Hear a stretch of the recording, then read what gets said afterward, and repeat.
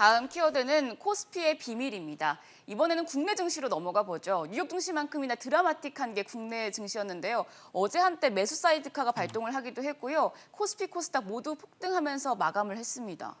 예, 우리나라 증시도 크게 올랐죠. 네. 특히 어제는 사이드카라는 게 발동이 됐습니다. 사이드카라는 것은 주가가 갑자기 너무 오를 때 좀 열기를 식혀가자 해서 정권 거래소에서 발동하는 이른바 보완 장치인데요.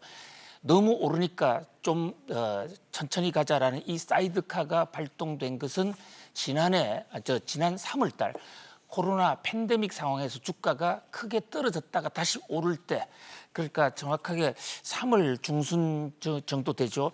이때에 그 오른 이후에 처음인데요. 코스피 어저께 5.28%. 엄청난 폭으로 올랐습니다. 코스닥은 6.09%. 특히 선물 시장에서도 5.58%나 올라서 여러 가지 면에서 뜨거운 하루를 보냈습니다. 네, 박사님, 그런데 월요일장에서는 폭락을 했었는데 이렇게 다시 급등한 어떤 롤러코스터 장세를 타고 있는 이유는 뭘까요?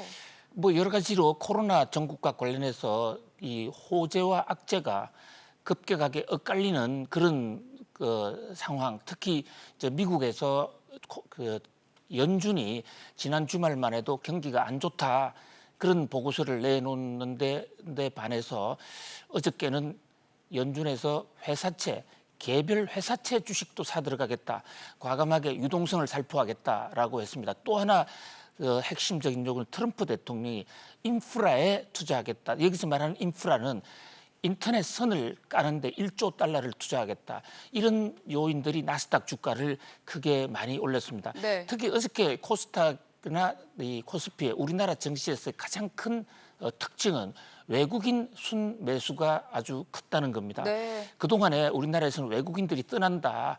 그래서 외국인 엑소더스가 굉장히 우려가 됐고, 최근까지만 하더라도 우리나라 동학 개미들이 한국 증시를 간신히 살리고 있다.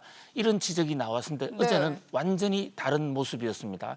코스피에서도 외국인이 979억을 순매수한 반면에 우리나라의 동학 개미들로 추정이 되는 이 개인은 팔자를 해서 개인들은 무려 5,774억을 팔았습니다. 그런 와중에 주가가 올랐다는 것은 어저께 코스피의 비밀은, 핵심은 이 외국인 투자, 외국인이 확연하게 돌아온 모습을 보였다는 것이고요.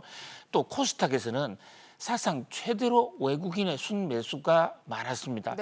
물론 앞으로의 정신은 한 치 앞을 알 수도 없고, 특히 우리나라에서는 지금 북한 변수, 북한의 돌발적인 행동, 연락사무소를 파괴한다든지 개성 또는 이 금강산에서의 도발이 우려되고, 어저께 시간 후 거래에서 상당폭 떨어졌습니다만은 그러나 외신의 흐름이나 뉴욕 증시의 장세를 보면 미국이나 여러 가지 유럽 국가들 입장에서는 북한의 움직임을 애서 축소하거나 별로 관심을 갖지 않는 외신 보도로서는 크게 변수가 되지 않는 그런 모습입니다.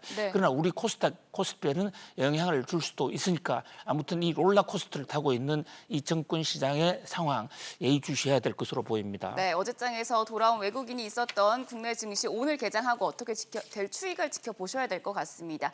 계속해서 세 번째 키워드 보도록 하겠습니다.